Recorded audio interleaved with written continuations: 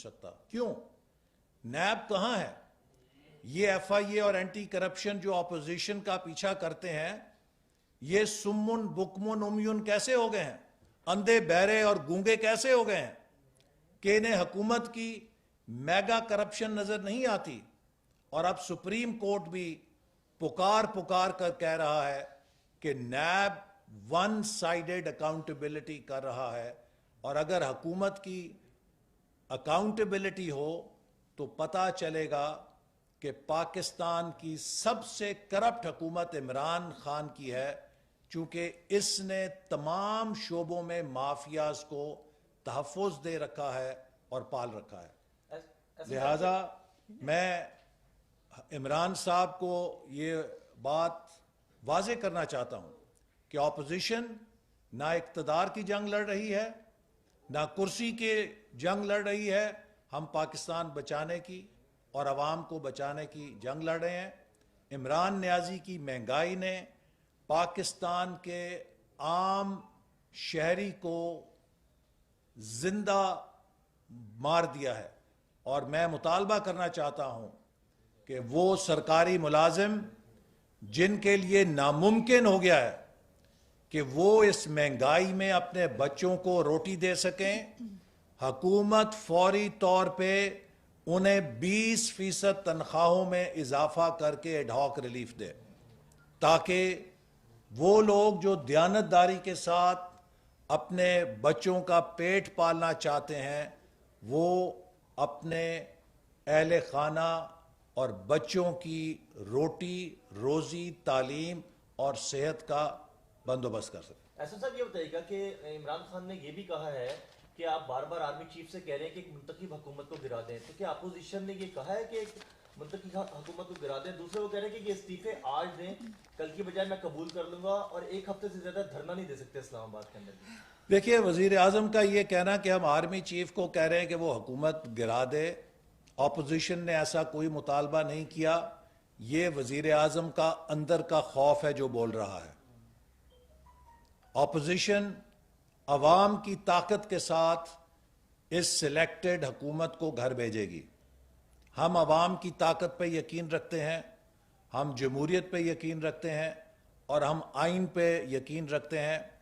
और वो ऐलान लाहौर जो पीडीएम ने 14 दिसंबर को जारी किया है, वो करारदाद पाकिस्तान के बाद एक अहम तरीन करारदाद है, जिसमें मुस्तकबिल के पाकिस्तान की तस्वीर पेश की गई है, और तमाम जमातों ने मिलकर वादा किया है कि हम पाकिस्तान को कायदे आज़म के ख्वाब के मुताबिक ढालने के लिए मिलकर काम करेंगे।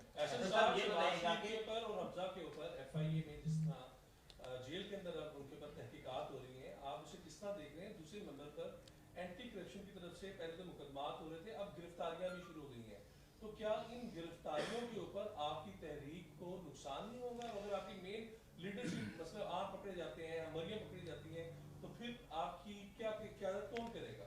देखिए, अब ये बात गिरफ्तारियों से और झूठे पर्चों से आगे चली गई है। पीडीएम की तहरीक अवाम की तहरीक बन चुकी है। किसी लीडर की गिरफ्तारी से इस तहरीक में कमज़ोरी नहीं आएगी, बल्कि मज़ीद तक़वियत आएगी। एफआईए और एंटी करप्शन को हुकूमत नैब बनाना चाहती है, और मैं एफआईए और एंटी करप्शन के अफसरान से कहूँगा कि वो पाकिस्तान के अफसर हैं और सरकारी कोड ऑफ कॉन्डक्ट के ताबे हैं। उन्हें किसी सियासी जमात का आलाकार नहीं बनना चाहिए। इस हुकूमत ने तो चंद माह के अंदर रुखसत हो जाना है, लेकिन एफआईए और एंटी करप्शन के मुलाजमीन ने 10-10, 15-15 साल मुलाजमत करनी है। लिहाजा उन्हें चंद महीनों की मेहमान हुकूमत की खातिर अपनी मुलाजमतों को दागदार नहीं करना चाहिए। और मुझे यकीन है कि ये सरकारी अफसरान जिनका ताल्लुक पाकिस्तान पुलिस सर्विस से है और दीगर सर्विसेज से है, ये दयानतदारी के साथ अपने फ़राइज़ सर अंजाम देंगे اور کسی انتقامی ایجنڈے کا اور سیاسی ایجنڈے کا حصہ نہیں بنیں گے. لہٰذا شہباز شریف صاحب اور حمزہ شہباز شریف صاحب جو کہ لیڈرز آف اپوزیشن ہیں, دونوں کو اس حکومت نے انتقام کی بنیاد پر حراست میں لے رکھا ہے, اور یہ اس کا فیشسٹ ایجنڈا ہے جو کہ اس اقدام سے ظاہر ہوتا ہے. ہم اس کی مذمت بھی کرتے ہیں, اور جتنے بھی ان کے مقدمے بنیں گے ان کا ہم بھرپور مقابلہ کریں گے, مگر اپنی جدوجہد سے پیچھے نہیں ہٹیں گے. دیکھیے, جیسے میں نے کہا کہ وزیر اعظم کا کل کا انٹرویو ان کے اندر کے خوف کو ظاہر کر رہا ہے. لگتا ہے کہ یہ وزیر اعظم اندر سے خوف زدہ ہے.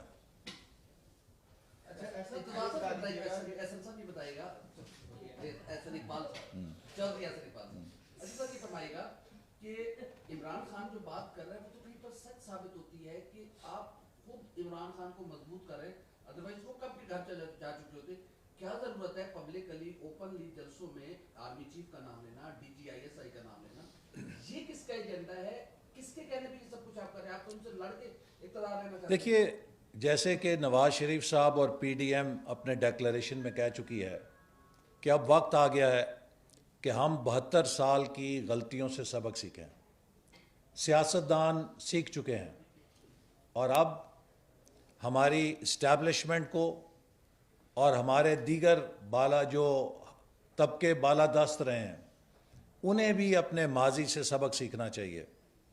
سیاست سے اسٹیبلشمنٹ کی مداخلت کے سب دروازے بند ہو گڑاتے ہیں, اور اس سے پھر نظام تلپٹ ہو جاتا ہے.